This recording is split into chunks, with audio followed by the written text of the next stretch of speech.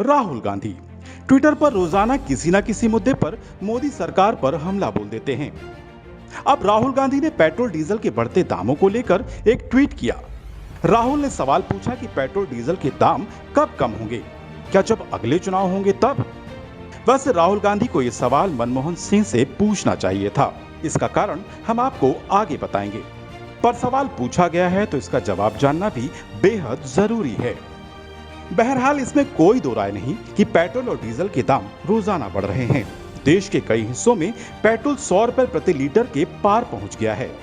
ऐसे में सवाल पूछा जाना तो लाजमी है, पर विडंबना देखिए कि जिसने ये सवाल पूछा है उसका जवाब उन्हीं ने छुपा रखा है। कितने तेजस्वी लोग हैं हमारे पास, कितने शानदार विचार रखते हैं जी।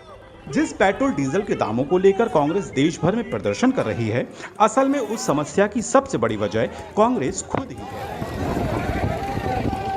एक्सपर्ट की राय जानने से पहले हमने गूगल करके जाना चाहा कि पेट्रोल और डीजल के दाम क्यों बढ़ रहे हैं।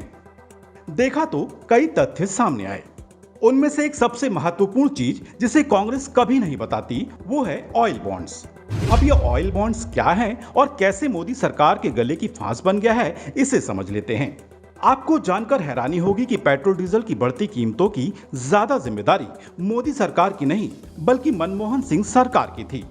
दरअसल पूर्व में कच्चे तेल के महंगा होने पर उसका पूरा बोझ आम जनता पर नहीं डाला जाता था, बल्कि सब्सिडी की व्यवस्था होती थी और इस सब्सिडी की राशि के बदले तेल कंपनियों को ऑयल बॉन्ड्स जारी किए जाते थे। इन बॉन्ड्स का मैच्योरिटी पीरियड 10 से 20 वर्ष का होता था। सरल भाषा में बताएं तो उस समय की यूपीए सरकार ने तेल कंपनियों को कहा कि हम आपको सब्सिडी नहीं दे सकते, लेकिन फिर भी आप तेल की कीमतें मत बढ़ाओ। इसकी भरपाई के लिए हम आपको बॉन्ड जारी कर रहे हैं जो हम धीरे धीरे चुका देंगे। ऐसा करने से जनता भी खुश हो गई और तेल कंपनियों को भी लगा कि पेट्रोल और डीजल की कीमतें ना बढ़ा के फौरी तौर पर भले ही नुकसान हो जाए, पर 10 से 20 सालों बाद तो पैसा ब्याज सहित वापस आ ही जाएगा।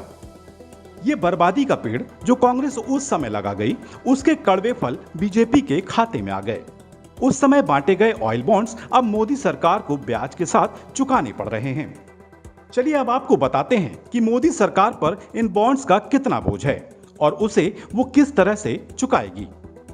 पिछली सरकारों ने 1.31 लाख करोड़ के ऑयल बॉन्ड्स जारी किए। इन बॉन्ड्स का भुगतान केंद्र सरकार को अक्टूबर 2021 से मार्च 2026 तक करना होगा। इस साल केंद्र को बॉन्ड्स पर करीब 20,000 करोड़ रुपए का ही ब्याज चुकाना होगा। वित्त मंत्रालय ने जो आंकड़े दिए हैं उसमें बताया गया है कि इस साल अक्टूबर-नवंबर में केंद्र 5-5 हजार करोड़ के बॉन्ड्स का पेमेंट करेगा। इसके बाद साल 2023 में केंद्र 22,000 करोड़ रुपए के बॉन्ड्स का भुगतान करेगा। साल 2024 में 40,000 करोड़ के बॉन्ड्स का पेमेंट करेगा और साल 2026 में 37,000 करोड़ के बॉन्ड्स की केंद्र अदायगी करेगा। कुछ सरकारी सूत्रों के अनुसार मोदी सरकार के पिछले 7 सालों में इन बॉन्ड्स पर 70,000 करोड़ का ब्याज दिया गया। अगर हम पीछे थोड़ा सा जाकर के देखते हैं तो जुलाई 2010 में डॉक्टर मनमोहन सिंह सरकार ने पेट्रोल और डीजल दोनों को डीकंट्रोल कर दिया था। हालांकि पेट्रोल उसी समय उसका जो लागू हो गया, पेट्रोल डीकंट्रोल कर दिया गया, लेकिन जो उसका क्रियान्वयन है वो डीजल का वो 2014 में जाके हुआ, जब एनडीए सरकार सत्ता में आई।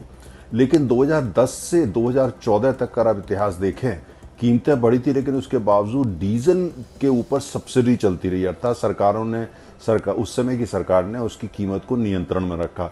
और कैसे रखा, उसके लिए सरकार जो है वो जो तेल की कंपनियां हैं उनको ऑयल बॉन्ड इशू कर दिया करती थी। अर्थात ये है कि उनको ये कहा जाता था जो भी आपका घाटा हो रहा है वो सरकार पूरा कर रही है। लेकिन कैसे सरकार पूरा करती थी, कोई पेमेंट नहीं करती थी, कोई पैसा नहीं देती थी, ऑयल बॉन्ड दे दिए और कंपनियां जाकर के वो बैंकों में भुनाया करती थी। लेकिन उसका नतीजा ऑयल बॉन्ड का मत ये था, उसका जो भुगतान है वो आने वाली सरकारें करेंगी। अर्थात 5 साल बाद, 6 साल बाद, 8 साल बाद जो भी सरकार सत्ता में आएगी वो करेगी।